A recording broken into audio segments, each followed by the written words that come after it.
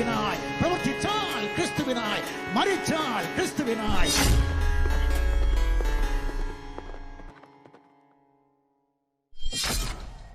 മരണത്തെ ജയിച്ചുയർത്തെഴുന്നേറ്റ് സ്വർഗാതിസ്വർഗത്തിൽ എന്നും ജീവിക്കുകയും അനധി വിദൂര ഭാവിയിൽ അള്ളാഹുവും മുഹമ്മദും അടക്കം സകലത്തിനെയും ന്യായം വിധിക്കാൻ വേണ്ടി വീണ്ടും വരുന്നവനുമായ യേശുക്രിസ്തുവിന്റെ നിസ്തുലമായ നാമത്തിൽ ഞങ്ങളെ കേൾക്കുന്ന എല്ലാവർക്കും ട്രൂത്ത് ഫൈറ്റേഴ്സിന്റെ സ്നേഹ വന്ദനങ്ങൾ. കഴിഞ്ഞ ചില ദിവസങ്ങളായി ട്രൂത്ത് ഫൈറ്റേഴ്സിന്റെ ചാനലിൽ ഷോർട്സ് വീഡിയോകൾ അപ്ലോഡ് ചെയ്യാൻ തുടങ്ങിയത് നിങ്ങൾ ശ്രദ്ധിച്ചിരിക്കുമല്ലോ. ഈ ഷോർട്സ് വീഡിയോകളായതിനാൽ അവയ്ക്ക് സ്വാഭാവികമായും നല്ല റീച്ച് കിട്ടും. അതുകൊണ്ട് തന്നെ ഇതുവരെ ട്രൂത്ത് ഫൈറ്റേഴ്സ് ചാനലൊന്നും കണ്ടിട്ടില്ലാത്ത കേട്ടിട്ടില്ലാത്ത മുസ്ലിങ്ങൾ പലരും അത്തരം വീഡിയോകൾ കാണുന്നുണ്ട്. ആ വീഡിയോകൾ കണ്ട് സകല എണ്ണത്തിനും കുരുപൊട്ടിയിരിക്കുകയാണ്. സാമാന്യം നല്ല തെറികളാണ് കമന്റ് ബോക്സിൽ വരുന്നത്.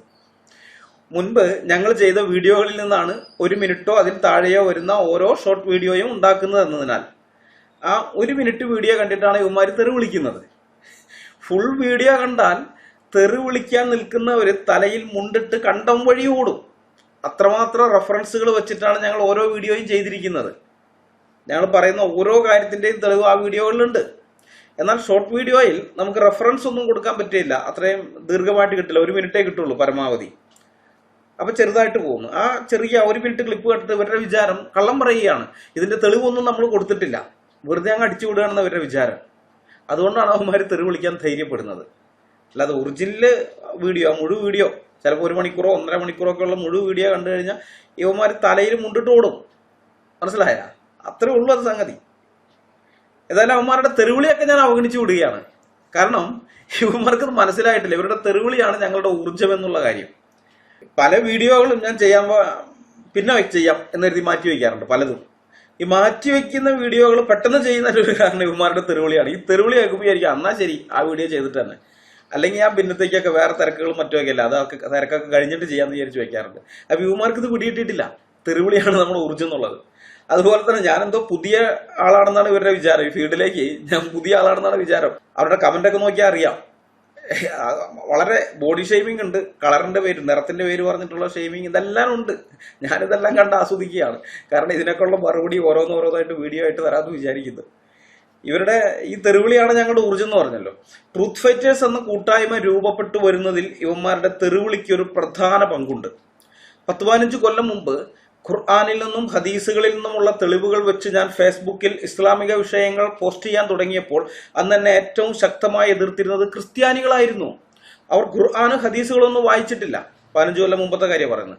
അതുകൊണ്ട് തന്നെ ഞാൻ എഴുതുന്നത് സത്യമല്ല എന്നായിരുന്നു അവരുടെ വിചാരം. കാരണം ഒരു മതത്തിന്റെ പ്രമാണ ഗ്രന്ഥങ്ങൾക്കകത്ത് ഇതുപോലെയുള്ള വൃത്തികേടുകൾ ഉണ്ടാകുമോ എന്നായിരുന്നു അവർ ചിന്തിച്ചത്.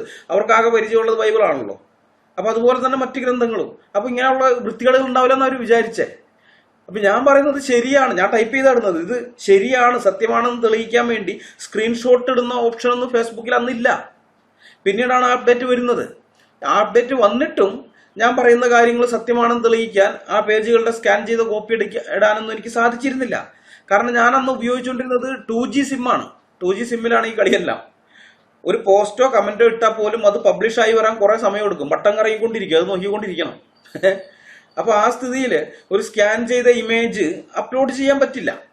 അതുകൊണ്ട് തന്നെ ഞാൻ പറയുന്നത് സത്യമാണെന്ന് തെളിയിക്കാൻ റെഫറൻസ് നമ്പർ കൊടുക്കുക എന്നുള്ളതല്ലാതെ പേജ് സ്കാൻ ചെയ്തിടാനോ അല്ലെങ്കിൽ ആ സ്ക്രീൻഷോട്ട് ഇടാനോ ഒന്നും എനിക്ക് പറ്റിയിരുന്നില്ല. സ്വാഭാവികമായും ക്രിസ്ത്യാനികള് ഞാൻ പറയുന്നത് സത്യമാണെന്ന് അന്ന് ചിന്തിച്ചിരുന്നില്ല. എന്നാൽ ആ ക്രിസ്ത്യാനികൾ പിന്നീട് മാറി ചിന്തിക്കുക മാത്രമല്ല ഞങ്ങളുടെ ടീമിൽ വന്ന് ഒരുമിച്ച് ശക്തമായിട്ട് ഇസ്ലാമിനെ എതിർക്കാൻ നിൽക്കുന്നതിന്റെ പ്രധാനപ്പെട്ട ആൾക്കാരൊക്കെ ആയിട്ട് മാറുകയും ചെയ്തതിന്റെ ഒരു പ്രധാനപ്പെട്ട സംഗതി എൻ്റെ ആ ഫേസ്ബുക്ക് പോസ്റ്റിന്റെ കീഴിൽ വന്നുള്ള യുവന്മാരുടെ തെറിവിളികളായിരുന്നു. ഞാൻ ചീത്തയോ തെറിയോ ഒന്നും വിളിക്കാതെ മാന്യമായ ഭാഷയിലാണ് കാര്യങ്ങൾ എഴുതിയിട്ടുകൊണ്ടിരുന്നത്. ആകെ അതിനകത്തുള്ള മോശം ഭാഷ എന്നുള്ളത് ഈ ഖുറാനിൽ നിന്ന്, ഹദീസുകളിൽ നിന്നും മറ്റ് ഇസ്ലാമിക ഗ്രന്ഥങ്ങളിൽ നിന്നുള്ള ഉദ്ധരണികളാണ്. ആ ഉദ്ധരണികൾ നമുക്ക് നമ്മുടെ ഇഷ്ടത്തിന് മാറ്റാൻ പറ്റില്ല, അങ്ങനെ തന്നെ കൊടുക്കേണ്ടി വരും. അപ്പൊ അത് വായിക്കുമ്പോൾ പലർക്കും തോന്നും എന്തൊരു തെറിയാ ഇവർ എഴുതി വിടുന്നതെന്നൊക്കെ തോന്നും. അതിപ്പോ എനിക്കൊന്നും ചെയ്യാൻ പറ്റുന്നില്ല. അങ്ങനെ ഉണ്ടായിരുന്നത്. അതല്ലാതെ ഞാനായിട്ട് ആരെയും ചീത്തയോ തെറിയോ ഒന്നും വിളിച്ചിരുന്നില്ല. ആ പോസ്റ്റുകളുടെ കീഴിൽ വന്ന് ഉത്തരമില്ലാത്ത മുസ്ലിങ്ങൾ എന്നെ തെറി വിളിക്കുന്നത് കണ്ടപ്പോഴാണ് ക്രിസ്ത്യാനികൾക്ക് മനസ്സിലായത് ഞാൻ എഴുതിയിട്ട കാര്യങ്ങൾ സത്യം തന്നെയാണെന്ന്. അന്ന് ഞാൻ മുസ്ലിങ്ങളെ വെല്ലുവിളിക്കുമായിരുന്നു. ഞാൻ കളവാണ് പറയുന്നതെങ്കിൽ സത്യമായത് നിങ്ങൾ പോസ്റ്റ് ചെയ്ത് കാണിക്കൂന്ന്. നിങ്ങൾ പോസ്റ്റ് ചെയ്യേ. അത് അവർക്ക് ഒരിക്കലും ചെയ്യാൻ കഴിഞ്ഞിരുന്നില്ല. കാരണം ഞാൻ പറഞ്ഞത് സത്യം തന്നെയാണ്. അവർ ആ പുസ്തകം പോയി പരിശോധിച്ച് നോക്കിയിട്ട് അത് അങ്ങനെ തന്നെ ഇവിടെ പോസ്റ്റ് ചെയ്യാന്ന് വെച്ചാൽ ഞാൻ പറഞ്ഞ കാര്യം തന്നെ അതിനകത്തുള്ളത്, വേറെ ഇല്ല. അപ്പൊ ചുമ്മാ ഞാൻ ഓണ പറയാണെന്നും പറഞ്ഞ് തെറിവിളിയോട് തെറിവിളിയായിരുന്നു. ഇപ്പൊ ഈ ഷോർട്സ് വീഡിയോയുടെ കീഴിൽ വരുന്ന പോലെ തന്നെ, അതിന്റെ കമന്റ് ബോക്സിൽ വരുന്നത് പോലെ തന്നെ അന്ന് ഫേസ്ബുക്ക് പോസ്റ്റിലുണ്ടായിരുന്നു തെറിവിളിയോടെ തെറിവിളി. അതോടെ എല്ലാവർക്കും മനസ്സിലായി. പല നിരീശ്വരവാദികളും എന്നെ എതിർത്തിരുന്നു. അല്ല, ഇങ്ങനെയൊന്നും അവരുടെ മതസ്ഥാപകനെ ഇങ്ങനെയൊന്നും പറയില്ല, അവരുടെ പ്രവാചകനല്ലേ, ഇങ്ങനെയൊന്നും പറയില്ലേ എന്നൊക്കെ പറഞ്ഞിട്ട്. അപ്പൊ ഞാൻ പുസ്തകത്തിലുള്ളതാണ് ഞാൻ പറഞ്ഞത്, അവർ പോലും വിശ്വസിച്ചിരുന്നില്ല. അതുകൊണ്ടാണ് പറഞ്ഞത്. പക്ഷെ ഇവന്മാരെ തെറിവിളി തുടങ്ങി കഴിഞ്ഞപ്പോൾ എല്ലാവർക്കും മനസ്സിലായി ഞാൻ എഴുതിയിടുന്നതൊക്കെ സത്യം തന്നെയാണെന്ന്. കാരണം അവർക്ക് മറുപടി ഇല്ലാത്തതുകൊണ്ടാണ് തെറിവിളിക്കുന്നത്. തെറിവിളിച്ച് എന്നെ നിശബ്ദനാക്കാമെന്നാണ് അവർ വിചാരിച്ചത്. അപ്പൊ ഇത് മനസ്സിലാക്കി കഴിഞ്ഞപ്പോൾ ഈ ആളുകളെല്ലാം, പ്രത്യേകിച്ച് ക്രിസ്ത്യാനികളായിരിക്കുന്നവരൊക്കെ പതുക്കെ പതുക്കെ എന്നോടൊപ്പം കൂടാൻ തുടങ്ങി. അങ്ങനെ ഞങ്ങളൊരു ടീമായിട്ട് രൂപപ്പെട്ടു വന്നു. അതുകൊണ്ട് ഇപ്പോഴും അവരെന്നെ തെറി വിളിക്കുന്നതിൽ എനിക്ക് സന്തോഷമേ ഉള്ളൂ. കാരണം മതസൗഹാർദ്ദത്തിന്റെ നടക്കുന്ന കുറേയേറെ നാമധേയ ക്രിസ്ത്യാനികൾ ഇന്ന് കേരളത്തിലുണ്ട്. ഒരുപക്ഷെ ഇവന്മാർ എന്നെ വിളിക്കുന്ന തെറി കേട്ടിട്ട് അവർ മാറി ചിന്തിക്കുകയാണെങ്കിലോ, അതിനുവേണ്ടി കുറെ തെറി കേട്ടാലും കുഴപ്പമില്ല എന്നുള്ളത് കൊണ്ടാണ് ഞാൻ ഇവന്മാരുടെ തെറിവിളികൾ അവഗണിച്ചു വിടുന്നത്. എന്നാൽ ഞാൻ ഇസ്ലാം എന്താണെന്ന് പഠിച്ചിട്ടില്ല, എനിക്ക് ഇസ്ലാം എന്താണെന്ന് അറിയില്ല, ഖുർആൻ എന്താണെന്ന് അറിയില്ല, ഹദീസ് എന്താണെന്ന് അറിയില്ല. ഇസ്ലാം എന്താണെന്ന് ഞാൻ ശരിക്കും മനസ്സിലാക്കിയിരുന്നെങ്കിൽ പണ്ടേ ഞാൻ ഇസ്ലാം സ്വീകരിക്കുമായിരുന്നു എന്നൊക്കെയുള്ള അവന്മാരുടെ കമന്റുകളുണ്ട്. അതങ്ങനെ അങ്ങ് അവഗണിക്കാൻ സാധിക്കുന്നതല്ല. അത്തരം കമന്റുകൾക്ക് വീഡിയോയിലൂടെ തന്നെ മറുപടി പറയാമെന്ന് വിചാരിക്കുന്നു. ഈ കമന്റ് ഇതിന് മാത്രമല്ല, ഇനിയും അവന്മാരിടുന്ന പല കമന്റുകൾക്കും ഞാൻ അവിടെ മറുപടി പറയുന്നതിനേക്കാൾ ഉപരി വീഡിയോ ആയിട്ട് തന്നെ ചെയ്യാനാണ് ഉദ്ദേശിക്കുന്നത്. മദ്രസയില് ഉസ്താദ് പറയുന്നത് മാത്രമാണ് സത്യമെന്ന് വിശ്വസിച്ച് കാലം കഴിക്കുന്നവരാണ് ഈ മദ്രസ പൊട്ടന്മാരെല്ലാവരും തന്നെ. അതുകൊണ്ട് സ്വന്തം കിതാബുകളുടെ ന്യൂനതകളെക്കുറിച്ചോ അതിനകത്തുള്ള പൊട്ടത്തരങ്ങളെക്കുറിച്ചോ ഈ പാവം പൊട്ടന്മാർക്ക് യാതൊരു അറിവുമില്ല. ഹദീസുകളെ കുറിച്ച് ഞങ്ങളിട്ട ഒരു ഷോർട്ട് വീഡിയോയ്ക്ക് കീഴെ വന്ന ചില കമന്റുകൾ ഞാൻ നിങ്ങളെ കാണിക്കാം. ഷൗക്കത്ത് അലി എന്ന് പറഞ്ഞൊരുത്തം പറയാണ്, ഈ തണ്ടിക്ക് എന്തറിയാം ഹദീസിനെ പറ്റി. വേറെ ഒരു ഷിഹാബുദ്ദീൻ പറയുകയാണ്, ഹദീസ് മെത്തഡോളജി വായിച്ചിട്ടേ ഇല്ലെന്ന് മനസ്സിലായി. ഞാനത് വായിച്ചിട്ടില്ല അത്രേ. അടുത്തത് വേറൊരുത്തൻ, നിനക്ക് ഹദീസിനെ കുറിച്ച് ഒരു പുണ്ണാക്കും അറിയില്ലെന്ന് മനസ്സിലായി. അടുത്ത ടീമും, ഒരു ഹദീസ് തള്ളിക്കളയാനുള്ള കാരണമെങ്ങാനും നീ അറിഞ്ഞിരുന്നെങ്കിൽ ആ നിമിഷം അന്താളിച്ചു പോകുമായിരുന്നു, തല കറങ്ങി വീഴും, പിന്നെ ബോധം തിരിച്ചു വരുമ്പോൾ നീ ഇസ്ലാം സ്വീകരിച്ചിരിക്കും, നീ സത്യസന്ധമായി ചിന്തിച്ചാൽ മാത്രം. അപ്പൊ നമ്മളൊന്നും സത്യസന്ധമായി ചിന്തിക്കാത്ത ആളുകളാണെന്ന് ഇവർ പറയുന്നത്. ഈ മദ്രസ പൊട്ടന്മാരുടെ വാദം അതാണ്. ഹദീസ് മെത്തഡോളജി എന്നാൽ എന്തോ വലിയ സംഭവമാണെന്നാണ് മദ്രസയിൽ വെച്ച് ഇവന്മാരോട് ഉസ്താദ് പറഞ്ഞത്. പിന്നെ കാര്യകാരണ സഹിതം ചിന്തിക്കുന്ന പരിപാടി ഇവർക്കില്ല. ഒരു വിഷയം കേൾക്കുമ്പോൾ അതിന്റെ കാരണങ്ങളും കാര്യങ്ങളും ഇതൊന്നും അങ്ങനെയുള്ള ഒരു ചിന്തയെ ഇവർക്കില്ല. ഉസ്താദ് എന്ത് പറയുന്നു അത് കണ്ണുടച്ച് വിശ്വസിക്കും. ഇത് ഇന്നലെ തുടങ്ങിയതല്ല, 1400 കൊല്ലമായിട്ട് ഇത് തന്നെയാണ്. മുഹമ്മദ് എന്ന് പറഞ്ഞു എന്റെ മുമ്പാകെ ഒരു മലക്ക് പ്രത്യക്ഷപ്പെട്ടു. അത് വിശ്വസിക്കാൻ കുറെ പൊട്ടന്മാരന്നുണ്ടായി. മലക്ക് പ്രത്യക്ഷപ്പെട്ടതിന് ഒരു തെളിവ് എടുക്കാനുണ്ടോ? ചോദിച്ചില്ല. ചോദിച്ച ആൾക്കാരുണ്ട് കേട്ടാ, ഖുറൈശികൾ ചോദിച്ചിട്ടുണ്ട്. ചോദിച്ചവരൊക്കെ ചീത്ത വിളിക്കുകയും തെറി പറയുകയും ചെയ്യാണ് അള്ളാഹു ഖുറാന്റെ അകത്ത്. വളരെ മോശമായിട്ടാണ് അവരൊക്കെ അധിക്ഷേപിച്ചിരിക്കുന്നത്. അതാ ചെയ്തത്, തെളിവൊന്നും കൊടുത്തിട്ടില്ല. അതല്ലാതെ മുസ്ലിങ്ങളായ ടീമുകളുണ്ടല്ലോ, അവരുടെ കാര്യം ഞാൻ പറയുന്നത്. ഇവന്മാരാരും ചോദിച്ചില്ല.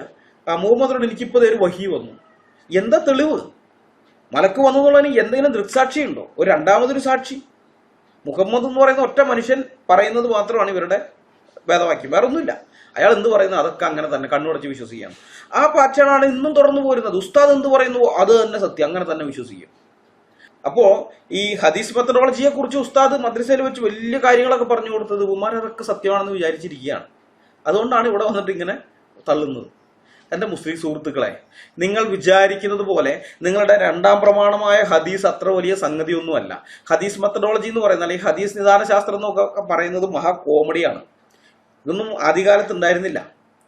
ഈ ബുഖാരിയും മുസ്ലിമും തിർമിദിയും ഇബ്നു മാജയും അബൂദാവൂദും നസായിയും ഒക്കെ ഹദീസ് ശേഖരിക്കുന്ന സമയത്ത് നിങ്ങൾ ഈ പറയുന്ന ഹദീസ് മെത്തഡോളജി ഒന്നും ഉണ്ടായിരുന്നില്ല. അതൊക്കെ പിൽക്കാലത്തെ ഇസ്ലാമിക പണ്ഡിതന്മാർ ഉണ്ടാക്കിയെടുത്ത ഉഡായിപ്പുകളാണ്. ഹദീസ് നിദാന ശാസ്ത്രത്തിന്റെ പൊള്ളത്തരം മുസ്ലിങ്ങൾ തിരിച്ചറിഞ്ഞിരുന്നെങ്കിൽ അന്താളിച്ചു പോവുകയല്ല ചെയ്യുക, ചിലപ്പോൾ അന്ത്യശ്വാസം തന്നെ ഒലിച്ചു പോകും. ഇത്രയും നാളും എന്നെ പമ്പര വിഡ്ഢിയാക്കിയല്ലോ എന്ന് ഓർത്തിട്ട്, എന്നെ മാത്രമല്ല എന്റെ ഉപ്പാന്റെ തലമുറയായിട്ട് ഞങ്ങളെ പമ്പര വിഡ്ഢികളാക്കിയല്ലോ എന്ന് ഓർത്തിട്ട് ചിലപ്പോൾ അന്ത്യശ്വാസം വലിച്ചു പോകും. അമ്മാതിരി ഉഡായിപ്പാണ് ഈ ഹദീസ് നിദാന ശാസ്ത്രം എന്ന് പറയുന്നത്. സ്വഹീഹായ ഹദീസുകൾ ശേഖരിക്കുന്നതിന് ഇവർ പറയുന്നത് പോലെയുള്ള ഒരു മാനദണ്ഡം ഒന്നും ഉണ്ടായിരുന്നില്ല. അങ്ങനെ മാനദണ്ഡം വെച്ചുള്ള പരിശോധനയാണ് അവർ ഉപയോഗിച്ചിരുന്നതെങ്കിൽ ആ പരിശോധനയുടെ അടിസ്ഥാനത്തിലാണ് ഹദീസുകളെല്ലാം ശേഖരിച്ചിരുന്നത് വിചാരിക്കുക. മുഹമ്മദിന് ശേഷം 240 കൊല്ലം കഴിഞ്ഞ് ബുഖാരി വരുന്നു. ഒരാൾ 30ാമത്തെ വയസ്സിൽ അടുത്ത തലമുറയെ ജനിപ്പിച്ചു എന്ന് കരുതിയാൽ പോലും 8ാമത്തെ തലമുറയിലാണ് ബുഖാരി വരുന്നതെന്ന് സാരം. ബുഖാരി തനിക്ക് കിട്ടിയ വിവരത്തിന്റെ ആധികാരികത പരിശോധിക്കാൻ വേണ്ടി ഇടയിലുള്ള എല്ലാവരുടെയും സത്യസന്ധത എത്രമാത്രം ഉണ്ടെന്ന് അന്വേഷിക്കുന്നു. 6 ലക്ഷം ഹദീസുകളിൽ നിന്നും വെറും 7000 ചില്ലാനും മാത്രം ഹദീസുകൾ എടുത്ത് അദ്ദേഹം ബാക്കിയുള്ളതൊക്കെ തള്ളിക്കളയുകയാണ്. അതിനുശേഷം ഇമാം മുസ്ലിം വരുന്നു. ബുഖാരിക്ക് ശേഷം ഒരു 40 കൊല്ലങ്ങൾക്ക് ശേഷം 280 ആ കാലഘട്ടത്തിൽ, ഹിജ്റ 280 കാലഘട്ടത്തിൽ, അതായത് 9ാമത്തെ തലമുറയിൽ പുള്ളിയും 6 ലക്ഷത്തോളം ഹദീസുകൾ പരിശോധിക്കുന്നു. പരിശോധനയിൽ ഇമാം ബുഖാരിക്ക് സത്യസന്ധരായി തോന്നിയ പലരും കള്ളന്മാരാണെന്ന് ഇമാം മുസ്ലിമിന് മനസ്സിലാകുന്നു. മുസ്ലിം അവരെയൊക്കെ തള്ളുന്നു. കൂടാതെ ബുഖാരി കള്ളന്മാരാണെന്ന് പറഞ്ഞ് തള്ളിയ പല ആൾക്കാരും സത്യസന്ധരാണെന്നും മുസ്ലിമിന് മനസ്സിലാകുന്നു. അവരുടെയൊക്കെ ഹദീസുകൾ മുസ്ലിം സ്വീകരിക്കുന്നു. അതിനുശേഷം അടുത്ത കൂട്ടർ വരുന്നു. ഇബ്നു മാജയും തിർമിദിയും അബൂദാവൂദും നസായിയും ഒക്കെ 10ാം തലമുറയ്ക്ക് ശേഷം 300 കൊല്ലം ഹിജ്റ 300-ന് ശേഷം അവർ വരുന്നു. ഇവരും ഈ 6 ലക്ഷം ഹദീസുകൾ പരിശോധിക്കുന്നു. പരിശോധനയിൽ ബുഖാരിക്കും മുസ്ലിമിനും സത്യസന്ധരായി തോന്നിയ പലരെയും കള്ളന്മാരെന്ന് മുദ്രകുത്തി ഇവരിൽ ചിലർ തള്ളിക്കളയുന്നു. അതുപോലെ ബുഖാരിക്കും മുസ്ലിമിനും കള്ളന്മാരായി തോന്നിയ പലരെയും കള്ളന്മാരല്ല എന്ന് കണ്ട് അവരുടെ ഹദീസുകൾ അവർ സ്വീകരിക്കുന്നു. മനസ്സിലായ? അങ്ങനെയാണ് ഉണ്ടായിട്ടുള്ളത്. അപ്പൊ ഇവര് പറയുന്നത് പോലെയുള്ള ഹദീസ് നിദാന ശാസ്ത്രം അനുസരിച്ച് സ്വഹീഹായ ഹദീസുകളെ തെരഞ്ഞെടുക്കുകയായിരുന്നു അവർ ചെയ്തതെങ്കിൽ, ഒരേ മാനദണ്ഡം തന്നെയാണ് എല്ലാ ഹദീസ് സമാഹർത്താക്കളും ഉപയോഗിച്ചിരുന്നതെങ്കിൽ എല്ലാവർക്കും കിട്ടുന്ന ഹദീസുകളും ഒന്ന് തന്നെ ആയിരിക്കും എന്നതിൽ സംശയത്തിന് അവകാശമില്ല. എന്നാൽ അങ്ങനെയല്ല ഉണ്ടായത്. ഹദീസുകൾ സ്വീകരിക്കുന്നതിന് നിയതമായ ഒരു മാർഗരേഖ അവർക്കുണ്ടായിരുന്നില്ല എന്ന് വ്യക്തമാണ്. അതുകൊണ്ടാണ് ഓരോരുത്തർ തങ്ങൾക്ക് ഇഷ്ടമുള്ള ഹദീസുകൾ സ്വീകരിച്ചതും തങ്ങൾക്ക് ഇഷ്ടമുള്ള ഹദീസുകൾ തള്ളിയതും, അല്ലെങ്കിൽ ഇഷ്ടമില്ലാത്ത ഹദീസുകൾ തള്ളിയതും. ഇങ്ങനെ ചില ആൾക്കാരുടെ മനോബോധത്തിനൊത്തവണ്ണം തള്ളേണ്ടതും കൊള്ളേണ്ടതുമാണോ മുസ്ലിങ്ങളെ നിങ്ങളുടെ പ്രമാണങ്ങൾ? ആണോ? ഇതാണ് എൻ്റെ ഒന്നാമത്തെ ചോദ്യം. തീർന്നില്ല, വേറൊരു കാര്യം കൂടിയുണ്ട്. മാലിക് മുവാത്ത എന്ന് പറഞ്ഞൊരു സംഭവമുണ്ട്. മാലിക് മുവാത്ത സത്യത്തിൽ ബുഖാരിക്ക് മുമ്പേ ഹദീസ് ശേഖരിച്ചത് ഇമാം മാലിക്കാണ്. അദ്ദേഹത്തിന്റെ ഹദീസ് സമാഹരണം അറിയപ്പെടുന്നത് മാലിക് മുവാത്ത എന്ന പേരിലാണ്. ഇന്നുള്ള മുസ്ലിങ്ങളിൽ ബഹുഭൂരിപക്ഷവും മാലിക് മുവാത്തയെ അംഗീകരിക്കുന്നില്ല. അതിന്റെ കാരണം മുഹമ്മദിനെ കുറിച്ച് മാലിക് മുവാത്തയിലുള്ള വിവരണങ്ങൾ ഇന്നത്തെ പരിഷ്കൃത സമൂഹത്തിന് മുമ്പിൽ അവതരിപ്പിക്കാൻ കൊള്ളില്ല എന്നുള്ളത് കൊണ്ടാണ്. ഇമാം ബുഖാരി പോലും മാലിക് മുവാത്തയിലെ പല ഹദീസുകളും മയപ്പെടുത്തിയാണ് തന്റെ ഹദീസ് സമാഹാരത്തിൽ ചേർത്തിരിക്കുന്നത്. മനസ്സിലായോ? മയപ്പെടുത്തിയത്. ഈ മയപ്പെടുത്തിയത് ഇങ്ങനെയാണെങ്കിൽ, ബുഖാരിയിലൊക്കെ ഇപ്പം നമ്മൾ കാണുന്ന സാധനമുണ്ടല്ലോ, മയപ്പെടുത്തിയത് അങ്ങനെയാണെങ്കിൽ മയപ്പെടുത്താത്തത് എങ്ങനെയായിരിക്കുന്നത് നിങ്ങൾ ഊഹിച്ചാൽ മതി. അപ്പൊ നിങ്ങൾക്ക് പിടിയിട്ടു. ഈ മാലിക് മുവാത്തയെ കുറിച്ച് CN അഹമ്മദ് മൗലവി തന്റെ സഹീഹ് ബുഖാരിയുടെ മുഖവുരയിൽ എഴുതിയിരിക്കുന്നത് ഇങ്ങനെയാണ്: ഇന്ന് നമ്മുടെ കയ്യിലുള്ള ഹദീസ് ഗ്രന്ഥങ്ങളിൽ ഏറ്റവും പഴക്കമുള്ളത് ഇമാം മാലിക്കിന്റെ മുവാത്തയാണ്. ആ ഗ്രന്ഥം അദ്ദേഹം രചിച്ചത് മദീനയിൽ വെച്ചാണ്. ചരിത്രകാരന്മാരുടെ കണക്കനുസരിച്ച് മദീനയിൽ 12,000 സ്വഹാബികൾ ഉണ്ടായിരുന്നു. വിവിധ ആവശ്യങ്ങൾക്കായി അവരിൽ 2,000 പേർ പുറത്തു പോയിരുന്നു. കഴിച്ച് 10,000 പേർ മദീനയിൽ തന്നെയാണ് ഉണ്ടായിരുന്നത്. തിരുമേനിയുടെ നിർദ്ദേശങ്ങളെയും ചർച്ചകളെയും കുറിച്ച് സൂക്ഷ്മജ്ഞാനം ഉണ്ടായിരിക്കുക ഈ മദീനക്കാർക്ക് തന്നെയാണ്. ഇതെല്ലാം കൂടി ഓർത്ത് ഇമാം മാലിക് മദീനയിൽ തന്നെ താമസമാക്കി. തിരുമേനിയുടെ വാക്കുകളും ചര്യകളും അങ്ങേയറ്റ സൂക്ഷ്മതയോടെ അന്വേഷിച്ചറിഞ്ഞ് രേഖപ്പെടുത്തിക്കൊണ്ടിരുന്നു. അവസാനം അദ്ദേഹത്തിന് ആകെ ശേഖരിച്ചെടുക്കാൻ കഴിഞ്ഞത് എത്ര ഹദീസുകളാണ്? ഏതാണ്ട് 300 ഹദീസുകൾ മാത്രം. ഇമാം മാലിക് ജീവിച്ചതോ 86 കൊല്ലവും, ഹിജ്റ 90 മുതൽ 179 വരെ. CN അഹമ്മദ് മൗലവി സ്വഹീഹ് ബുഖാരിയുടെ മുഖവുര, പേജ് 91. 86 കൊല്ലം മദീനയിൽ തന്നെ ജീവിച്ചിരുന്ന ഇമാം മാലിക്കിന് തന്റെ 86 വർഷത്തെ ജീവിതത്തിൽ ആകെ ശേഖരിക്കാൻ കഴിഞ്ഞത് 300ഓളം ഹദീസുകൾ മാത്രം. ഈ 10,000ഓളം സ്വഹാബിമാരെയൊക്കെ കണ്ടിട്ട് അദ്ദേഹത്തിന് 86 കൊല്ലം കൊണ്ട് ശേഖരിക്കാൻ കഴിഞ്ഞത് 300ഓളം ഹദീസുകൾ മാത്രം.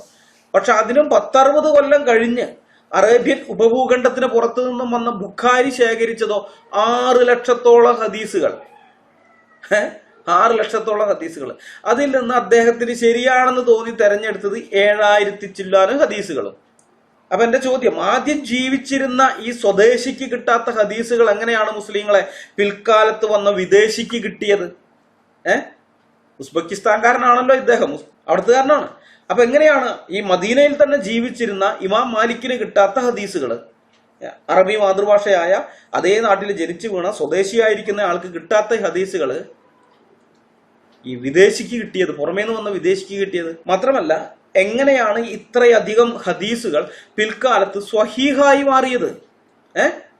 ആദ്യം ജീവിച്ചിരുന്ന സ്വദേശിക്ക് സ്വഹീഹായി തോന്നിയത് വെറും 300 ഹദീസുകൾ അല്ലെങ്കിൽ 300-ൽ താഴെ ഹദീസുകളാണെങ്കിൽ പിന്നീട് വന്ന വിദേശിക്ക് അതിന്റെ 21 ഇരട്ടി ഹദീസുകൾ സ്വഹീഹായി മാറിയത് എന്ത് മാതൃക വിദ്യ കൊണ്ടായിരുന്നു മുസ്ലിങ്ങളെ? പറ, എന്തായിരുന്നു അതിനുപയോഗിച്ച ടെക്നിക്ക്? നിങ്ങളുടെ ഈ ഹദീസ് നിദാന ശാസ്ത്രം അനുസരിച്ച് നോക്കിയാൽ തന്നെ മനസ്സിലാവും. സ്വഹീഹായി നിങ്ങൾ കൊണ്ടു നടക്കുന്ന ബുഖാരിയും മുസ്ലിമും പോലും വിശ്വസിക്കാൻ പറ്റില്ല, തള്ളിക്കളയേണ്ടി വരുമെന്ന്. സ്വഹീഹിന്റെ ഗതി ഇതാണെങ്കിൽ മറ്റുള്ളവയുടെ കാര്യം, സുനാനായിരിക്കുന്നവയുടെ കാര്യമൊന്നും പ്രത്യേകിച്ച് പറയേണ്ടതില്ലല്ലോ.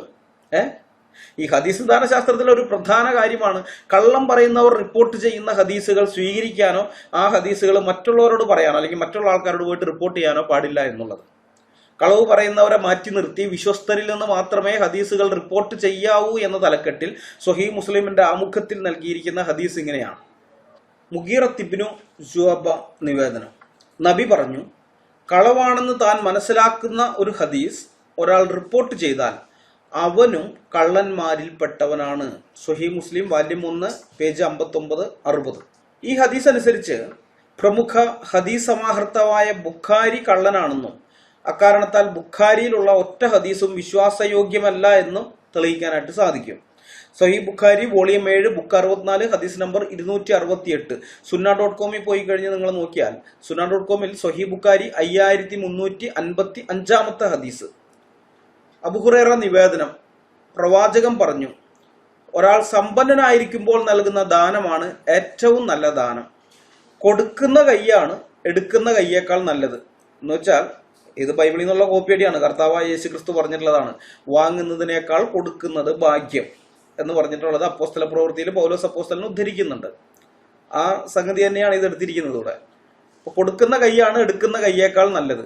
നിങ്ങളുടെ ആശ്രിതർക്ക് പിന്തുണ നൽകാൻ നിങ്ങൾ ആദ്യം തുടങ്ങണം. എന്ന് വെച്ച് കഴിഞ്ഞാൽ നിങ്ങൾ ആശ്രയിച്ചിട്ട് ഇരിക്കുന്ന നിങ്ങളുടെ ഭാര്യമാര്, മക്കള്, പിന്നെ വെപ്പാട്ടിമാര്, ദാസന്മാര്, ദാസിമാര്, ഇങ്ങനെയുള്ളവർ, അല്ലെങ്കിൽ അടിമകൾ, അടിമ സ്ത്രീകൾ, അടിമ പുരുഷന്മാരായിരിക്കുന്ന ആൾക്കാർ, ഇങ്ങനെയുള്ളവർക്ക് നിങ്ങൾ കൊടുത്തു തുടങ്ങണം.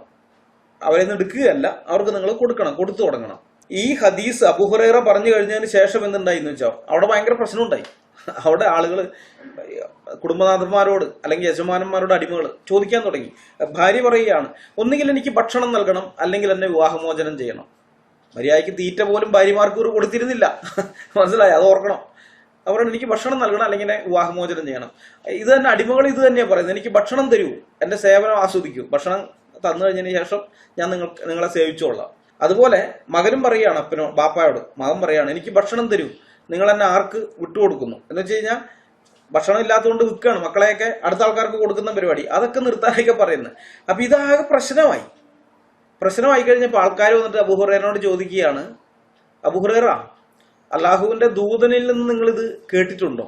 ഈ ഹദീസ് മുഹമ്മദ് പറഞ്ഞത് തന്നെയാണോ? അള്ളാഹുവിന്റെ ദൂതൻ ഈ ഹദീസ് പറയുന്നത് നിങ്ങൾ കേട്ടിട്ടുണ്ടോ? അവൻ പറഞ്ഞു, അബൂ ഹുറൈറ പറയുകയാണ്, ഇല്ല, ഇത് എന്റെ തന്നെ സ്വയത്തിൽ നിന്നാണ്. എന്ന് വെച്ചാൽ ഈ ഹദീസ് വാങ്ങുന്നതിനേക്കാൾ കൊടുക്കുന്നത് ഭാഗ്യമെന്ന് കർത്താവ് പറഞ്ഞിരിക്കുന്ന കാര്യം പൗലോസ് ഉദ്ധരിച്ചിട്ടുള്ളത് അബൂ ഹുറൈറ പഴയ യഹൂദനായിരുന്നല്ലോ. അപ്പൊ അബൂ ഹുറൈറ അത് ഉദ്ധരിക്കുകയാണ്. ആ സാധനം കോപ്പി അടിച്ചിട്ട് മുഹമ്മദിന്റെ പേരിൽ പറഞ്ഞതാണ്. പിടികിട്ടിയ? അബൂ ഹുറൈറ കള്ളനായിരുന്നു, അതുകൊണ്ടാ കള്ളത്തരം പറഞ്ഞത്. മുഹമ്മദ് പറയാത്ത കാര്യം മുഹമ്മദിന്റെ പേരിൽ പറഞ്ഞിരിക്കുകയാണ്. ഈ ഹദീസ് തുടങ്ങുന്നത് എങ്ങനെയാണ്? നിങ്ങൾ നോക്ക്. അബൂ ഹുറൈറ തുടങ്ങുന്നത് ദ പ്രോഫറ്റ് സെഡ് എന്ന് പറഞ്ഞുകൊണ്ടാണ്. ഖാല റസൂലുള്ളാഹി, അള്ളാഹുവിന്റെ റസൂല് പറഞ്ഞു, പ്രോഫറ്റ് സെഡ് എന്ന് പറഞ്ഞുകൊണ്ടാണ്. എന്നാൽ ജനത്തിന് സംശയം വന്നു, അബൂ ഹുറൈറ, താങ്കൾ ഇത് അള്ളാഹുവിന്റെ അപ്പോസ്തലിൽ നിന്ന് കേട്ടുവോ എന്ന് ചോദിച്ചപ്പോൾ അബൂ ഹുറൈറ പറയാണ്, no, it is from my own self. അത് ഞാൻ എൻ്റെ കയ്യിൽ നിട്ടതാണ്, എന്റെ സ്വന്തമാണ്, എന്റെ സ്വയത്തിൽ നിട്ടതാണ്. അതായത് അബൂ ഹുറൈറ സ്വന്തമായി ചമച്ചുണ്ടാക്കിയ ഹദീസാണിത്. മനസ്സിലായോ? സ്വന്തമായി ചമച്ചുണ്ടാക്കിയ ഹദീസ്. നബിയുടെ പേരിൽ അബൂ ഹുറൈറ കള്ളം കെട്ടിച്ചമച്ചു എന്ന് വ്യക്തമായി മനസ്സിലാക്കിയിട്ടും ബുഖാരി ഇത് തന്റെ സമാഹാരത്തിൽ, ഹദീസ് സമാഹാരത്തിൽ ചേർത്തിരിക്കുന്നു. അതുകൊണ്ടാണല്ലോ നമുക്കിത് വായിച്ച് മനസ്സിലാക്കാൻ പറ്റിയത്. ഇത് മാത്രമല്ല, അബൂ ഹുറൈറയുടെ ധാരാളം ഹദീസുകളുണ്ട്. അപ്പൊ ഹദീസ് നിദാന ശാസ്ത്രം അനുസരിച്ച് അബൂ ഹുറൈറ മാത്രമല്ല, കളവായ ഹദീസ് റിപ്പോർട്ട് ചെയ്ത ബുഖാരിയും കള്ളനാണ്. കാരണം മുഹമ്മദ് പറഞ്ഞിട്ടുണ്ട്, കളവാണെന്ന് തെളിഞ്ഞ ഒരു ഹദീസ് ആരെങ്കിലും റിപ്പോർട്ട് ചെയ്താൽ അവനും കള്ളന്മാരിൽപ്പെട്ടവനാണ്, അവരുടെ കൂട്ടത്തിലുള്ളവനാണ്. ഇത് മുഹമ്മദ് പറഞ്ഞതാണ്. അങ്ങനെ വരുമ്പോൾ ബുഖാരിയും കള്ളനാണ്. തീർന്നില്ല, വേറൊരു ഹദീസ് നോക്കാം. അബൂ ഹുറൈറ പറയുന്നു, ആപത്തുകൾ മൂലം അനുഭവപ്പെടുന്ന ക്ലേശങ്ങളിൽ നിന്നും, പരാജയം അനുഭവപ്പെടുന്നതിൽ നിന്നും, വിധിയുടെ തിന്മ ബാധിക്കുന്നതിൽ നിന്നും, ശത്രുക്കൾ സന്തുഷ്ടരാകുന്ന സാഹചര്യങ്ങൾ ഉടലെടുക്കുന്നതിൽ നിന്നും കാത്തുരക്ഷിക്കുവാനായി തിരുമേനി അള്ളാഹുവിനോട് പ്രാർത്ഥിക്കാറുണ്ടായിരുന്നു. ഈ ഹദീസിന്റെ റാവികളിൽ ഒരാളായ, റാവികൾ എന്ന് പറയുന്നത് ചെയിൻ ഓഫ് റിപ്പോർട്ടേഴ്സിൽ വരുന്ന റിപ്പോർട്ടുകൾ ഇത് ചെയ്യുന്ന ഹദീസ്, കാരണം ഇത് തലമുറകൾ 8-9 തലമുറയിലാണല്ലോ ഓരോരുത്തരൊക്കെ ഇത് ശേഖരിക്കുന്നത്. അപ്പൊ ഇടയിൽ കുറെ ആൾക്കാരുണ്ട്. അവൻ പറയാണ് എന്നോട് ഇന്ന ആള് പറഞ്ഞു, അവൻ പറയണ എന്നോട് ഇന്ന ആള് പറഞ്ഞു, ഇങ്ങനെ പുറകോട്ട് പോയിട്ട് അവസാനത്ത് മുഹമ്മദിൽ എത്തിക്കുകയാണ് ചെയ്യുന്നത്. അപ്പൊ ഇടയിലുള്ള ടീമുകൾ, അതിലൊരാളാണ് സുഫിയാൻ. സുഫിയാൻ പറയുകയാണ്, 3 കാര്യങ്ങളിൽ നിന്ന് രക്ഷിക്കാൻ തിരുമേനി പ്രാർത്ഥിച്ചിരുന്നത് മാത്രമാണ് ഹദീസിലുള്ളത്. ഒറിജിനൽ ഹദീസിൽ ഈ പുള്ളിക്ക് സുഫിയാൻ ഇത് കേട്ട് കഴിഞ്ഞപ്പോൾ അതിനകത്തുള്ളത് 3 കാര്യങ്ങളിൽ നിന്ന് രക്ഷിക്കാൻ വേണ്ടി തിരുമേനി പ്രാർത്ഥിച്ചിരുന്നത് മാത്രമാണ് ഹദീസിലുള്ളത്. പക്ഷെ ഇപ്പൊ നമ്മൾ കണ്ട ഈ ഹദീസിനകത്ത് 4 കാര്യങ്ങളുണ്ട്. 4 കാര്യങ്ങളിൽ നിന്ന്. അപ്പൊ സുഫിയാൻ പറയാണ്, അതിലൊന്ന് ഞാൻ കൂട്ടിച്ചേർത്തതാണ്. മുഹമ്മദ് പറഞ്ഞത് 3 കാര്യങ്ങൾ, പക്ഷെ ഇപ്പൊ ഹദീസിൽ 4 ഉണ്ട്. ആ 4ാമത്തത് ഞാൻ കൂട്ടിച്ചേർത്താണ്. പക്ഷെ ആ ഒന്ന് ഏതാണെന്ന് എനിക്കിപ്പോ ഓർമ്മയില്ല. സ്വഹീഹ് ബുഖാരി അധ്യായം 90 ഹദീസ് നമ്പർ 2144, CN അഹമ്മദ് മൗലയുടെ തർജ്ജമ. ഇപ്പോൾ അതിന് 4 കാര്യങ്ങളിൽ നിന്ന് രക്ഷിക്കാനായിട്ട് മുഹമ്മദ് പ്രാർത്ഥിച്ചു. അങ്ങനെയാണ് ഹദീസിലുള്ളത്. യഥാർത്ഥ ഹദീസിൽ ഉണ്ടായിരുന്നത് 3 എണ്ണമാണ്. ഒരെണ്ണം സുഫിയാൻ കൂട്ടിച്ചേർത്താണ്. പക്ഷെ സുഫിയാൻ കൂട്ടിച്ചേർത്ത ആ ഒന്ന് ഏതാണെന്നുള്ള കാര്യം ആർക്കും അറിയില്ല, ലോകത്ത് ആർക്കും അറിയില്ല. മുസ്ലിങ്ങൾ ഇപ്പൊ ഈ 4ഉം മുഹമ്മദ് പറഞ്ഞതായിട്ട് വിശ്വസിച്ചുകൊണ്ട് നടക്കുകയാണ്. അപ്പൊ ഇവിടെ ഹദീസിൽ കൂട്ടിച്ചേർക്കൽ നടത്തിയിട്ടുള്ളത് സുഫിയാനാണ്. കൂട്ടിച്ചേർക്കൽ നടത്തപ്പെട്ട ഹദീസാണെന്ന് അറിഞ്ഞിട്ടും, എന്ന് വെച്ചാൽ അത് കള്ള ഹദീസാണ്, വ്യാജ ഹദീസാണെന്ന് അറിഞ്ഞിട്ടും ബുഖാരി അത് തന്റെ ഹദീസ് സമാഹാരത്തിൽ ചേർത്തിരിക്കുന്നു. അതുകൊണ്ട് തന്നെ ഹദീസ് നിദാന ശാസ്ത്രം അനുസരിച്ച് ബുഖാരി കള്ളനായി മാറുകയാണ് ഇവിടെ. മനസ്സിലായ? ബുഖാരി കള്ളനാണ്. ഇനി അബൂ ഹുറൈറ മുഹമ്മദിന്റെ പേരിൽ കള്ളം പറയുന്നുണ്ടെന്ന് ജനങ്ങൾ തന്നെ പറഞ്ഞിരുന്നു എന്ന കാര്യം സ്വഹീഹ് മുസ്ലിമിൽ റിപ്പോർട്ട് ചെയ്തിട്ടുണ്ട്. അത് നോക്കിക്കോ. അബൂ റസീൻ നിവേദനം, ഒരിക്കൽ അബൂ ഹുറൈറ ഞങ്ങളിലേക്ക് പുറപ്പെട്ടു. അദ്ദേഹം തന്റെ കൈകൊണ്ട് സ്വന്തം നെറ്റിയിൽ അടിച്ചുകൊണ്ട് പറഞ്ഞു, ഞാൻ അള്ളാഹുവിന്റെ റസൂലിന്റെ മേൽ കളവ് പറയുന്നുവെന്ന് നിങ്ങൾ പറഞ്ഞുവല്ലോ. അങ്ങനെ നിങ്ങൾ നല്ലവരും ഞാൻ ദുർമാർഗിയുമായിരിക്കാൻ അറിയുക. ഞാൻ സാക്ഷിയാകുന്നു, റസൂൽ പറയുന്നതായി ഞാൻ കേട്ടു, നിങ്ങളിൽ ഒരാളുടെ ചെരുപ്പിന്റെ ഒരു പട്ട മുറിഞ്ഞാൽ അത് നന്നാക്കാതെ മറ്റേ ചെരുപ്പ് മാത്രമായി നടക്കരുത്. സഹീഹ് മുസ്ലിം വാല്യം 3 ഭാഗം 37 ഹദീസ് നമ്പർ 69. sunna.com പോയിട്ട് സഹീഹ് മുസ്ലിം എടുത്താൽ 2098 ഹദീസ്. അപ്പൊ ഇവിടെ അബൂ ഹുറൈറ സ്വന്തം തലയ്ക്കടിച്ചുകൊണ്ട് പറയുന്നത് കണ്ടോ, ഞാൻ അള്ളാഹുവിന്റെ റസൂലിന്റെ മേൽ കളവ് പറയുന്നുവെന്ന് നിങ്ങൾ പറഞ്ഞുവല്ലോ എന്നാണ് വിലപിക്കുന്നത്. മുഹമ്മദിന്റെ പേരിൽ കളവ് പറഞ്ഞുകൊണ്ട് അല്ലെങ്കിൽ കളവായ ഹദീസുകൾ പറയുന്ന ആളാണ് അബൂ ഹുറൈറ. അതുകൊണ്ടാണ് നാട്ടുകാർ അങ്ങനെ ഒരു ആരോപണം പറഞ്ഞത്. ഇതിന്റെ പശ്ചാത്തലം കൂടി നിങ്ങൾ മനസ്സിലാക്കണം. ആദ്യകാലത്ത് ഈ യുദ്ധം ചെയ്യാൻ പ്രാപ്തിയുള്ള സമയത്തൊക്കെ ഇവർ പോയിട്ട് യുദ്ധം ചെയ്യുകയും കൊള്ളമുതൽ പിടിച്ചെടുക്കുകയും മറ്റുമൊക്കെ ചെയ്തിരുന്നു. അങ്ങനെ കൊള്ളമുതലൊക്കെ ഇതാക്കി അടിമ സ്ത്രീകളെയും കിട്ടും, ഒട്ടകങ്ങളെ കിട്ടും, കുതിരകളെ കിട്ടും, പിന്നെ മറ്റു വസ്തുവകകൾ, പടത്തൊപ്പിയും സ്വർണം പലതും ഇവർക്ക് യുദ്ധമുതലിന്റെ ഇതായിട്ട് ഗനീമത്തായിട്ട് ഇവർക്ക് കിട്ടിയിട്ടുണ്ട്. അങ്ങനെയൊക്കെയുള്ള ഒരു കാലം ഉണ്ടായിരുന്നു. പക്ഷെ പ്രായമായി, അബൂ ഹുറൈറയ്ക്കൊക്കെ പ്രായമായി. ഈ കിട്ടിയതൊന്നും സമ്പാദിച്ചു വെക്കുന്ന ശീലമില്ല, ഇവറ്റികൾ ഇതൊക്കെ ചെലവാക്കി കളയായിരുന്നു. അപ്പൊ അബൂ ഹുറൈറയ്ക്കൊക്കെ പ്രായമായി കഴിഞ്ഞ് കഴിഞ്ഞപ്പോൾ യുദ്ധത്തിന് പങ്കെടുത്തിട്ട് ചിലർ കിട്ടാൻ വകുപ്പില്ല. അപ്പൊ പുള്ളി ചെയ്ത പരിപാടിയാണ് ഹദീസുകൾ പറഞ്ഞു, ജനങ്ങളുടെ ഹദീസുകൾ അറിയിച്ചു കൊടുക്കുന്നു. അപ്പൊ മതാധ്യാപകൻ എന്നുള്ള നിലയിൽ എന്തെങ്കിലും തിന്നാൻ കിട്ടും, അല്ലെങ്കിൽ ഭക്ഷണം എന്തെങ്കിലുമൊക്കെ കിട്ടുക, ഭക്ഷണ കൂലി എന്തെങ്കിലുമൊക്കെ കിട്ടുമല്ലോ. അപ്പൊ പിന്നെ പുള്ളിയുടെ ജീവിതം അങ്ങനെയായിരുന്നു, ഹദീസ് പറഞ്ഞു കൊടുത്തുകൊണ്ട് ജീവിക്കുന്നു. അപ്പൊ കൂടുതൽ ചില്ലറ കിട്ടാൻ വേണ്ടി സ്വന്തം കയ്യിൽ നിന്ന് ഹദീസ് എടുത്തിട്ട് ഇങ്ങനെ അങ്ങ് പറയാണ്, നാട്ടുകാരോട് പറയുമായിരുന്നു. അങ്ങനെയാണ് കയ്യിൽ നിന്ന് ഹദീസ് ഇടുന്ന പരിപാടി ഇദ്ദേഹം തുടങ്ങുന്നത്. ഇദ്ദേഹം മാത്രമല്ല, ബാക്കിയുണ്ട്. അത് ഇവന്മാർ ഇനിയും ചൊറിയാണെന്നുണ്ടെങ്കിൽ ഞാനത് വേറെ വീഡിയോ ആയിട്ട് ചെയ്യാം. എങ്ങനെയാണ് വ്യാജ ഹദീസുകളെല്ലാം രൂപപ്പെട്ടു വന്നത്, അതിന്റെ പശ്ചാത്തലം എന്താണെന്നൊക്കെ ഉള്ളത്. ഇവർ ചൊറിയാണെന്നുണ്ടെങ്കിൽ, അല്ലാന്നുണ്ടെങ്കിൽ ഇപ്പൊ അത് പ്രധാന വിഷയമായിട്ട് ഞാൻ കരുതുന്നില്ല. നമുക്ക് അതിനേക്കാളും പ്രധാനപ്പെട്ട പലതും കൂടെ പറയാനുണ്ട്. അത് അതിനു വേണ്ടിയുള്ള സമയം ഇതിനു വേണ്ടി കളയണ്ടെന്ന് വെച്ചിട്ടാണ്. പക്ഷെ ഒരു ചൊറിയാണെങ്കിൽ നിവൃത്തിയില്ല, ഞാൻ എടുക്കാം. അപ്പോ മുഹമ്മദ് തന്നെ പറഞ്ഞിരിക്കുന്നത് എന്താണ്? മുഹമ്മദ് പറഞ്ഞത് എന്റെ മേൽ കളവ് പറയുന്നവരെ കാത്തിരിക്കുന്നത് നരകാഗ്നിയാണ്, അവൻ നരകത്തിലൊരു ഇരിപ്പിടം ഒരുക്കിക്കൊള്ളട്ടെ എന്നാണ് മുഹമ്മദ് വേറൊരിടത്ത് പറഞ്ഞിട്ടുള്ളത്.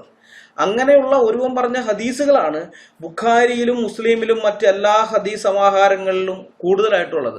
ഈ അബൂ ഹുറൈറയുടെ ഹദീസുകളൊക്കെ ഏറ്റവും കൂടുതൽ അബൂ ഹുറൈറയുടേതാണ് ഹദീസുകൾ വന്നിരിക്കുന്നത്. ഇത് എന്നിട്ട് ആയിഷ ചോദ്യം ചെയ്യുന്നുണ്ട്.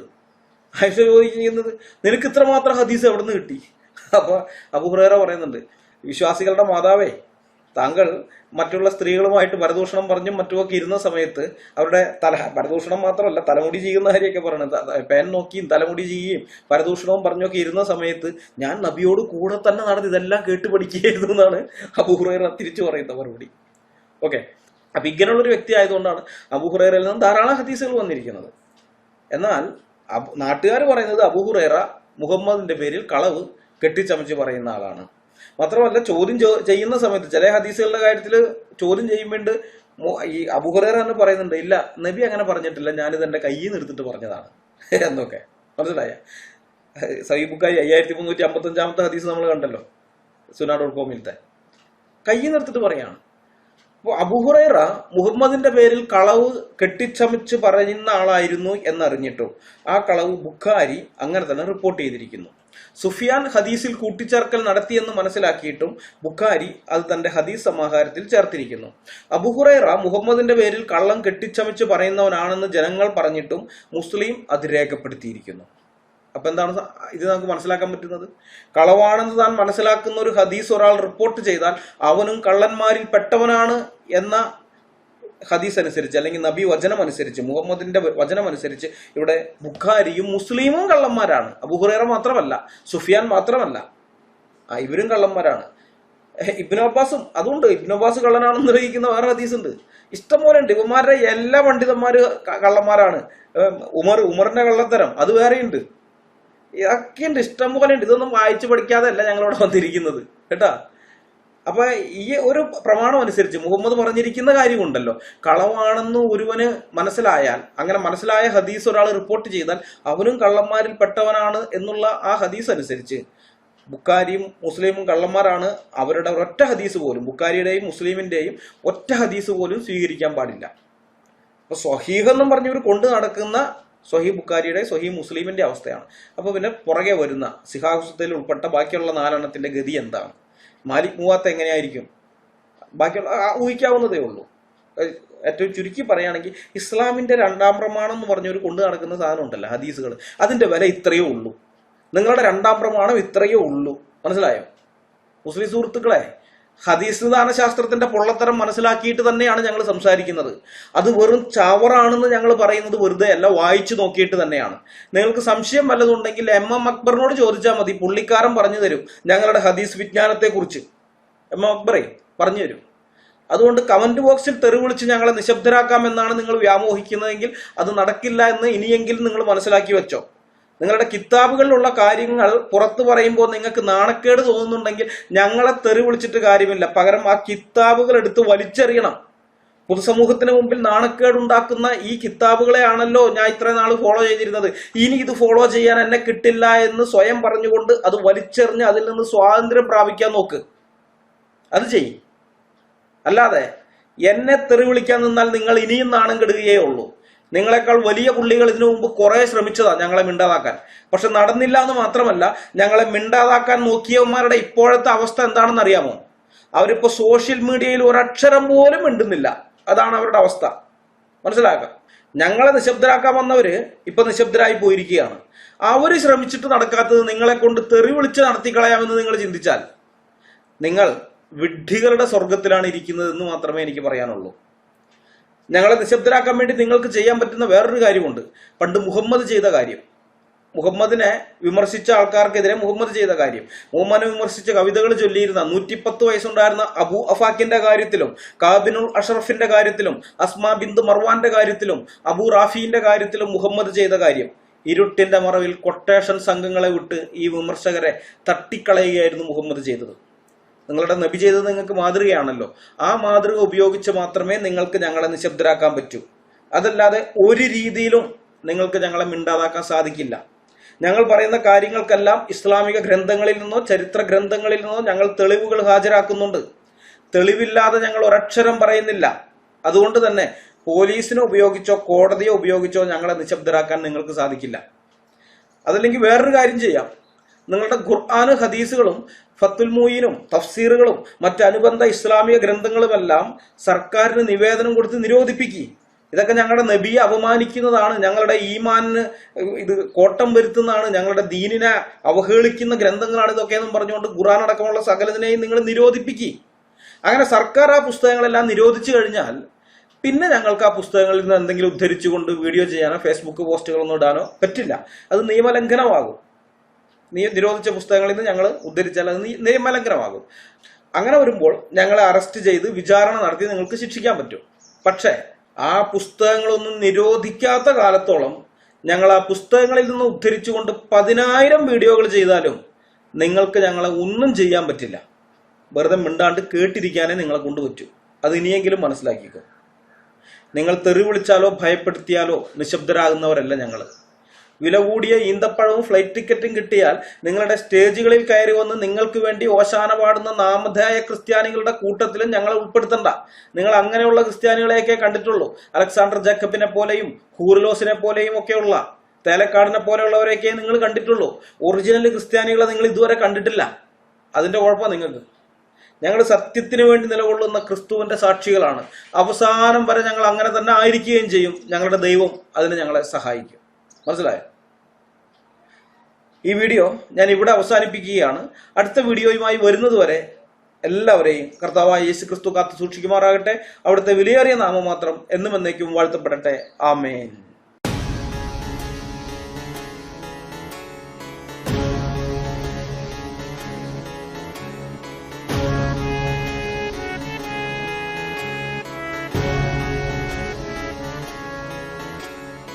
ജീവിച്ചാൽ ക്രിസ്തുവിനായി, പ്രവർത്തിച്ചാൽ ക്രിസ്തുവിനായി, മരിച്ചാൽ ക്രിസ്തുവിനായി.